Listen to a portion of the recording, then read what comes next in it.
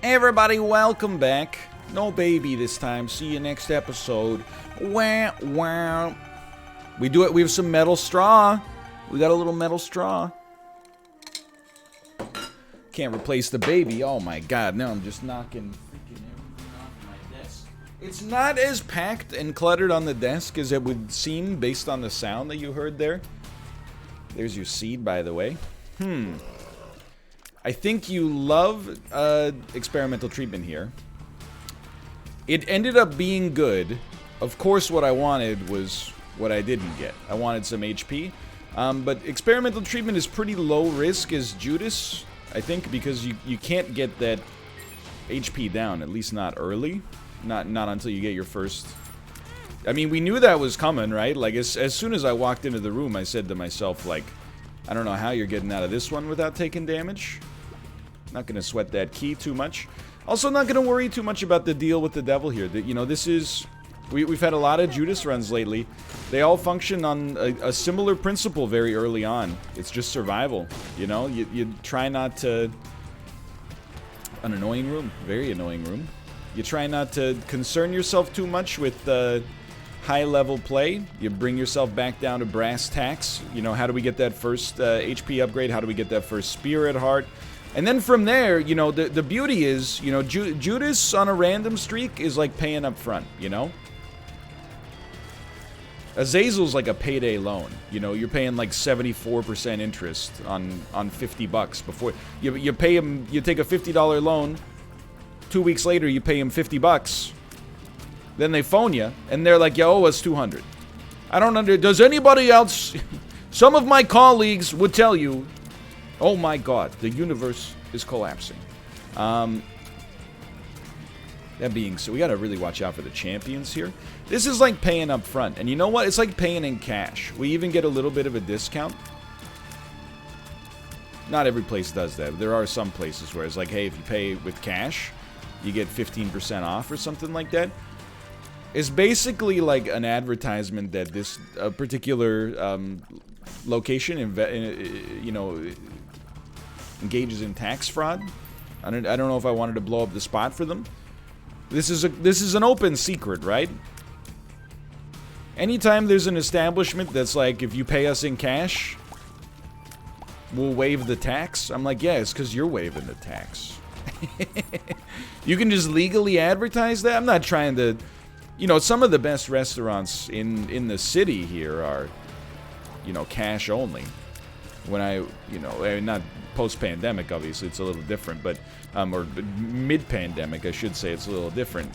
But, you know, you used to kind of give them like a wink and a nudge. You'll be like, thanks for the noodle soup. Here's a little piece of paper that there's no trail for.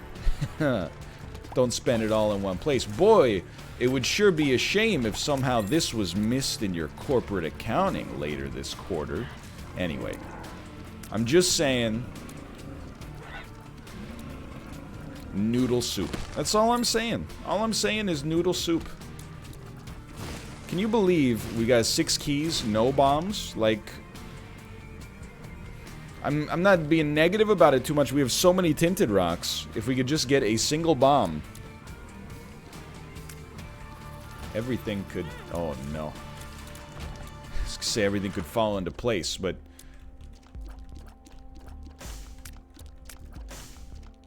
I'm just thinking here.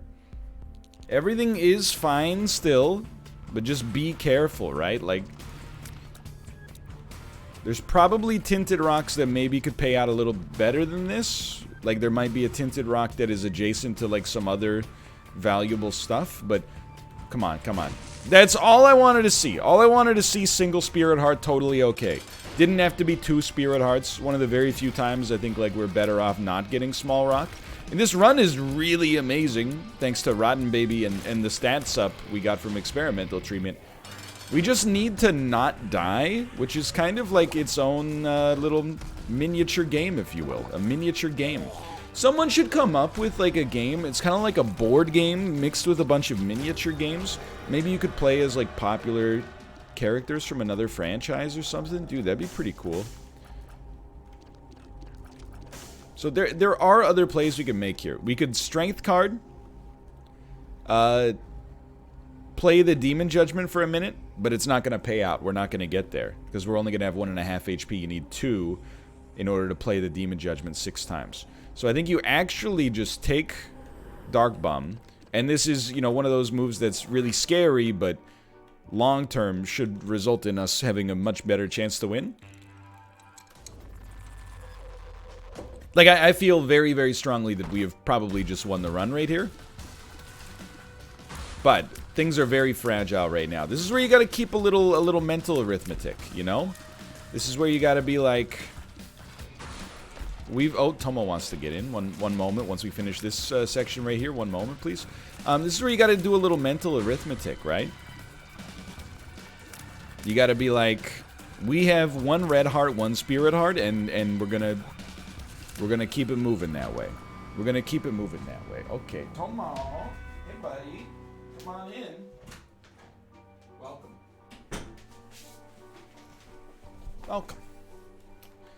Alright, so what are we gonna do here? Step 1, we're not gonna run over our headphone cord. And step 2, oh man, we're gonna start envisioning this beautiful lunch. Oh man. This beautiful lunch that I'm gonna have. What is it? I have some leftover chicken pad thai that I will be consuming, and honestly, I can't wait for it.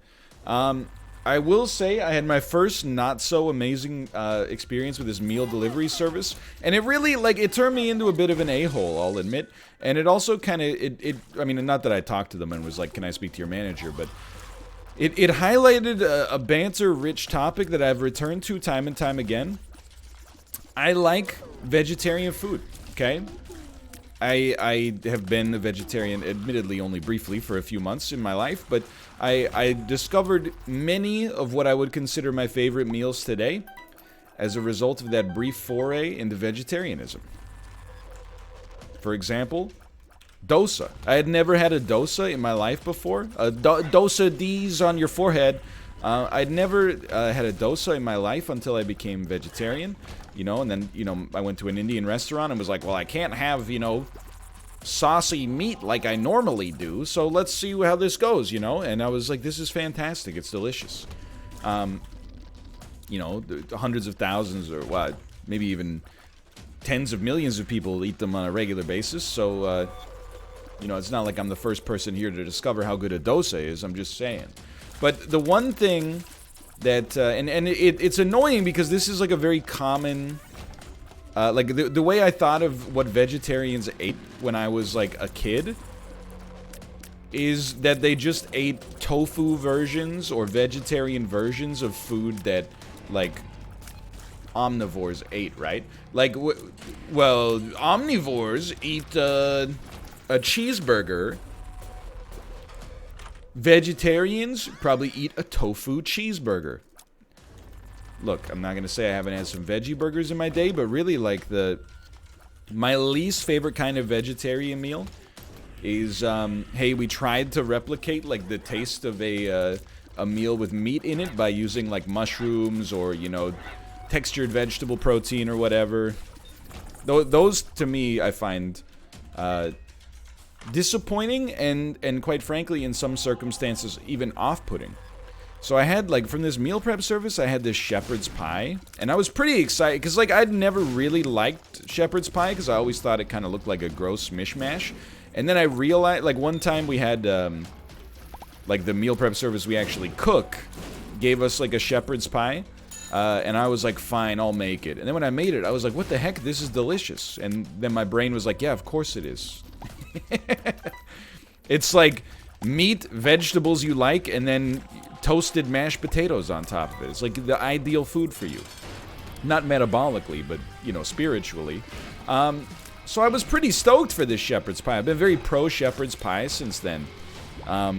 If you're not familiar with what shepherd's pie is, it's essentially like a layer of usually like ground beef or ground lamb and spices and vegetables like peas and onions, and, you know, maybe corn. And then on top of that, you put a layer of mashed potatoes, and then you put it under the broiler so that it gets a little brown on top and is delicious, right? But I bit into this shepherd's pie, and I was like, something doesn't, it just, like, it's not bad, but it just doesn't taste quite right.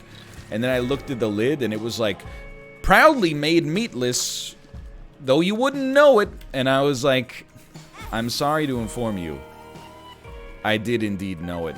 And again, I'm not like, oh, these dang vegetarians sticking their vegetable noses where they don't belong. No, it's not like that at all.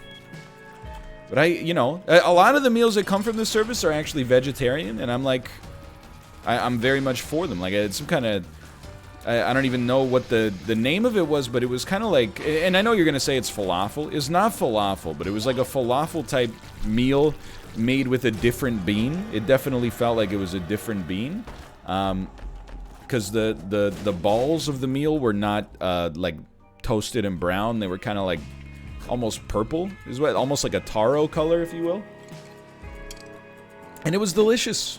I love a bean-based meal, but the shepherd's pie, I just didn't quite hit the spot. Because I think, like, you know, I recognize it, by the way, because when I lived in Korea, you know, the first few months that you live in Korea, well, I won't speak for you, but the first few months that I lived in Korea, I was like, this is amazing. I can get incredible Korean food. It's so cheap. Obviously, it's authentic because, you know, it's in the country itself.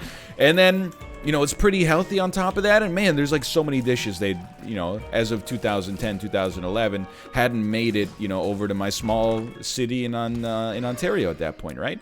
But after like 3 months, I was like, I'd pay you $40 for a terrible hamburger.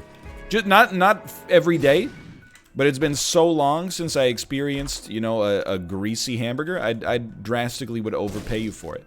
So I imagine if you've been a vegetarian for a long time and you get a craving for something that you used to love when you ate meat, you know, you're going to be a little bit less of a discerning customer.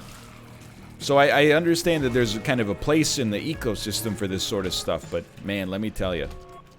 For me, worst kind of vegetarian food is when they, you know, try to ape the taste of the meat version. You know, just be your own thing, you know? It does go the other way, by the way. Like, sometimes, like, very carnivorous sorts of restaurants will be like, and we made the lettuce leaves out of prosciutto. And you're like, okay, look.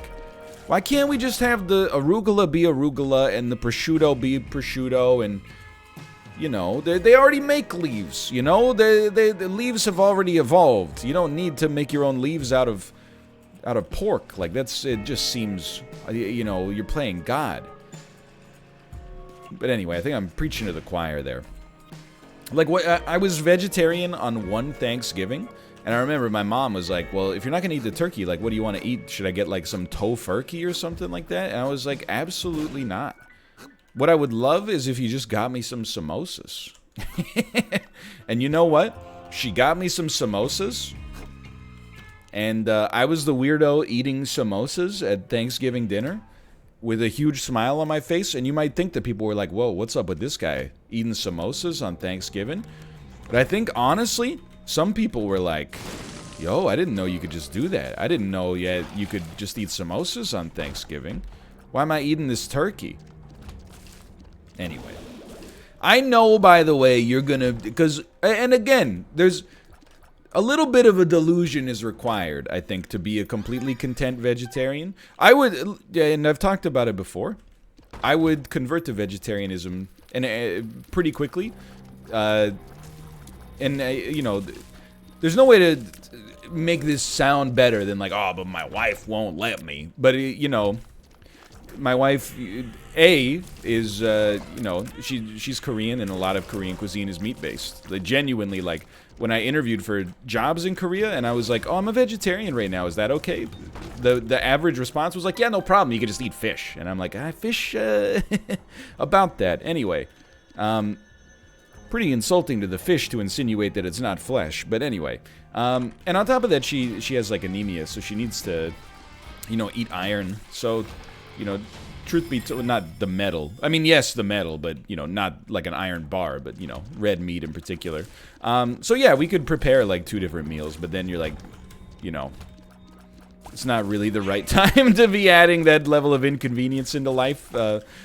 But I think, you know, in my future, it wouldn't surprise me if I do convert to vegetarianism. But I still think that there is a little bit of a delusion is required to be like, oh, I had, like, a meatless pepperoni pizza that I swear to you, it didn't taste just as good as a regular pepperoni pizza. It tasted even better.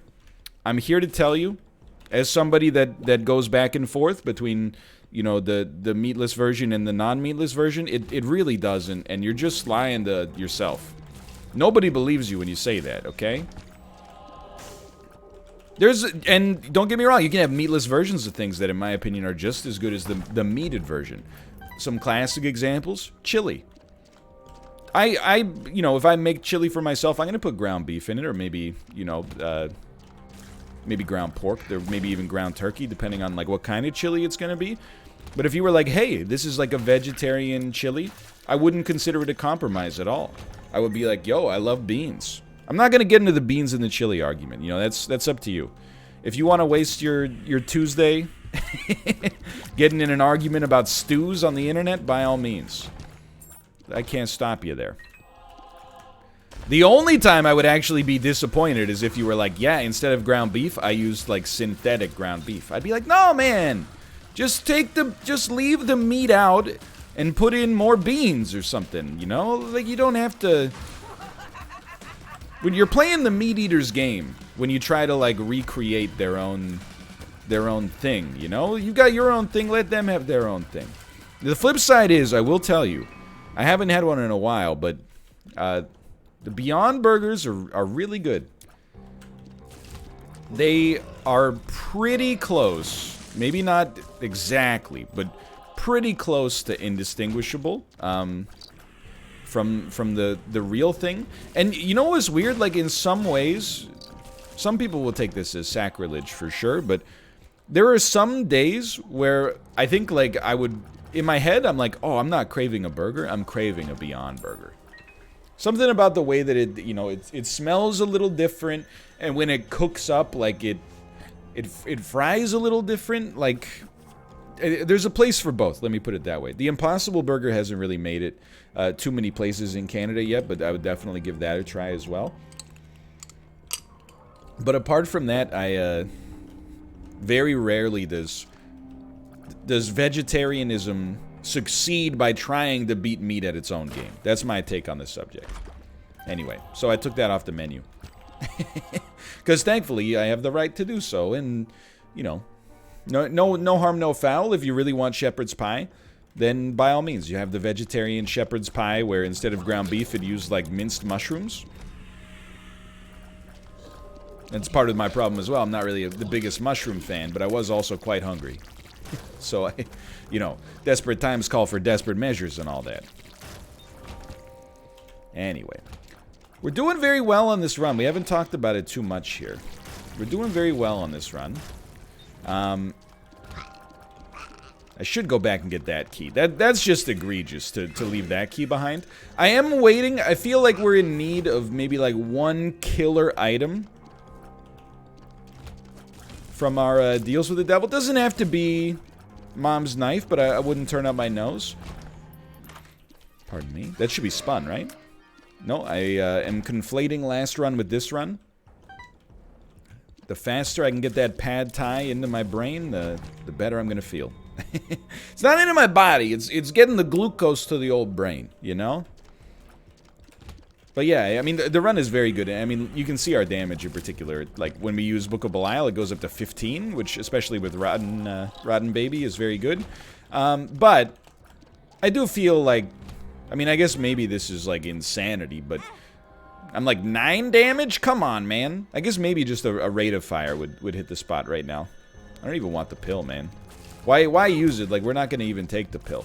And then you could be like, well, you could get the mom transformation. Yeah, so what, dude? Why don't you transform Bofa? You know what I mean?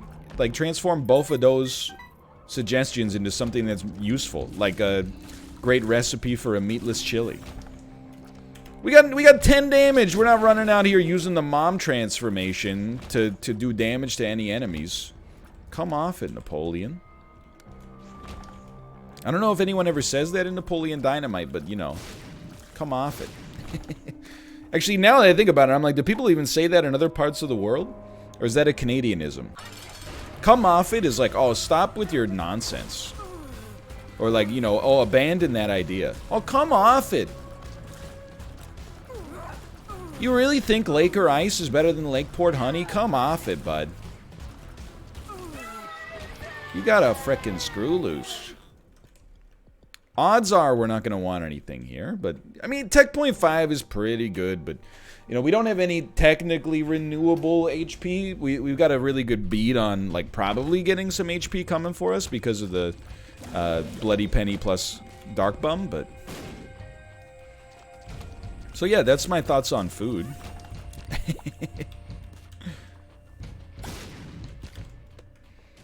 People always love the food banter. We do talk about food more than on occasion. I wasn't gonna do this room until our one bomb actually destroyed like half the enemies. Now I feel like we'd be stupid not to take care of it here. Anyway, that's my thoughts on food. A lot of my day is spent thinking about food. You know that, is it a Charlie XCX song that goes, I go crazy thinking about boys. That's like me, but instead it's like, I go crazy thinking about bread. Even now, like, I'm like, man, I gotta go to the grocery store once all the work is done today. Oh, if you'll excuse me, there's a knock, knock, knock on the door. Okay, it has been dropped off. I don't even know what it is, but it's, something's here. Could be more lunches, baby. I need more cereal, man. I'm on a big cereal kick. The problem with cereal is that I buy like a little, like I buy one box so that I don't, because if I want to eat more, but I only buy one box so that I maximize my amount of consumption at like one box per trip, which disincentivizes me from eating too much cereal as like a midnight snack, or at least that's what I tell myself. And then, I eat a bunch of cereal as a midnight snack throughout the week anyway. I run out of cereal way faster, and then I don't have any dang breakfast because I have no self-control when it comes to, you know, the Honey Nut Cheerios. And I feel like a fool. So now I gotta buy more cereal, but in all likelihood, if I buy more cereal, I might even be incentivized to eat even more of it. I'll still run out at the same pace, but I'll just have like a prodigious consumption increase. The human brain is an interesting thing, right? It's an interesting thing. What do we got here? The bean? No. No! I will not. I will not. But yeah, man, I'm excited for this upcoming week. I think I mentioned it, you know, on more than one occasion. Lots of fun content planned. Lots of... You know, hopefully some good collaborations and stuff like that. It is wild, you know, like I feel like I'm very blessed as far as streamers go. See a lot of streamers complain that there's like nothing to play. Which, of course, and I've said it before, like, when you say there's nothing to play, it's not that there's nothing to play. It's nothing jumps out at you as, like, wanting to play it, plus also, like, people wanting to watch it, you know? That happens all the time. But I feel like I'm very blessed right now, because I almost feel like I'm in an inverted version of that, where I'm like, oh my god, I wish my audience would stop coming up with so many things they want to see me play. It sounds ungrateful, but I'm like, oh, I already want to play like 20 things, and then they're like, this would be really good, and I'm like, oh, fine, and then I play it, and it's really good, and I'm like, thanks a lot. I'm kind of like, I'm stuffed with ideas right now, and I mean it in a very good way. I'm feeling very, very blessed. I think it's very funny, by the way, that somehow, like, I've become like, renowned as the YouTuber who plays the same thing over and over, and on stream, I'm like the guy who doesn't play anything more than once right now. That's not technically true, because most of the things we play, we're playing for, like, the third or fourth time, but, you know what I mean. Like, a lot of streamers are just like, I only play this right now. Like, I was please don't take this as, like, looking down on people who are, you know, in that Among Us train right now, because the train is running full steam ahead. People are, you know, careers are being made with this, and I think it's fantastic. That being said, I think if my can we? Yeah, why not? We could fly. If my career, well, let me put it this way. If I felt compelled to have to play Among Us every single day, or at least like 5 times a week on stream, for 6 hours, I think I would be unhappy. Or less happy. Like, I definitely think I could do it, and for the most part put on like a happy face. But I feel like I would dread every morning. Or a lot of mornings. Maybe, and I don't think it's like that anybody that's involved in that is being two-faced about it. I think it's just different strokes for different folks. Like, you know, you're going to sense maybe that there's some hypocrisy there when I play Isaac, you know, basically every single day. But, like, with Isaac, like, at least I get to be alone, I guess, is really, to some extent, when it comes down to. Like, the fact that, you know, like, if I had to stream, like, 25 hours or more of Among Us every single week, man, I think I would be like... I like getting into it occasionally, for sure. Like, once a month, I could do, like, a nice Among Us stream, and I would love to be a part of some of those lobbies on a very, like, you know, substitute basis. Like, you know, emergency, somebody couldn't make it. Slot NL in. Invite my 55-year-old grandpa to complain about, you know, decorum in the voice chat. But I just, like, I value... I love to hear myself talk, is part of it. And I think, like, you know, if I got dono-walled by somebody, like, too many times, or if, you know, somebody talked over me to make a joke about, like, that's what she said, I think I would lose my mind. I think I would pop a blood vessel, like...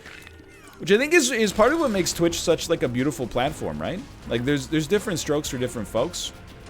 Again, it's not a knock on the people doing Among Us, because, first off, they're having a lot of fun, apparently. And I see messages from people that are like, you know, even on my subreddit, people will be like, oh, I've been watching, like, the Hafu lobbies a lot lately, and, like, it's part of my morning routine. And I'm like, that's sick. It's not like what I do has any more merit than that, you know? It's all the creation of entertainment. None of it is like, oh, I'm developing, like, you know, a cure for cancer, and they're out here, like, you know, singing Kids Bop, you know? Everybody's kind of in the same business. But I definitely think for me, I value that kind of, like, the alone time and the flexibility that comes from it. But when PUBG 2 comes out, oh, baby. Oh, baby. So I think I've screwed up my HP here. But it's good. I know it sounds weird, but I think it's good. Yes, that's what I wanted. I thought to myself, if we could lose a Bone Heart, get a Tears upgrade, then we're going to be very happy individuals indeed.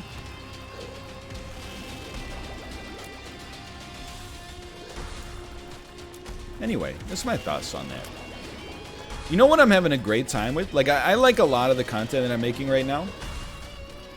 Let me rephrase. I actually like all the content that I'm making right now, but I have a different tolerance for all of it. Like, right now, you'll be happy to hear Sporkle is in, like, that 1 hour tolerance range, where after about an hour of doing Sporkle, I'm like, you know what? I'm done. It's been fun, don't get me wrong, but at the same time, like, I think I can move on to something else. And Dadcraft, on the other hand, is in, like, that 8 hour range, where I can just play it forever. And I think the audience feels kind of similarly. But yeah, I'm happy to be enjoying, like, all the content I'm making right now. Could definitely be mixing it up a little bit more, though, for sure. Either way, I think it's been cool. It's been good. And I hear your complaints do not fall on deaf ears. NL, we need more chess. Here's, like, the way that the chess workflow goes, right? I don't mind doing it on stream. And I do it on stream, you know, 1 to 2 times a week, I would say. And certainly, like, you know, if Levy and I can find some time to do another lesson or something similar to that, pardon me, in the near future, I have no hesitation at all. However, I would love to stream some, or record some bespoke episodes for YouTube. All it means, though, is it requires me getting just, like, a couple of extra days ahead on Isaac. Because I really, my morning stream time is very, very limited. Or morning recording time, I should say, is very, very limited. If I could just get, like 3 days ahead on Isaac, I could take a morning and record a little bit of bespoke chess. Which is really, like, A, lot of fun, and B, a great business decision, because, like, those videos do very well. So, Certainly, like, it's on my agenda. Throw my tender heart in a blender, and still I surrender to you. Like a chump, hey. Should I be feeling bad? Should I be feeling good? I played e4, and he responded by moving his knight to bishop 6. So I think I should be playing. So I think I should move a pawn. But I'm a sucker, like I said. Scholars made I'm dead. Like a chump, hey. Like a chump, hey. I did it all for Morphe. Okay, this is chess rolling. It doesn't really work, but some of it kind of hit. Jay-Z reluctantly bopping his head to the music.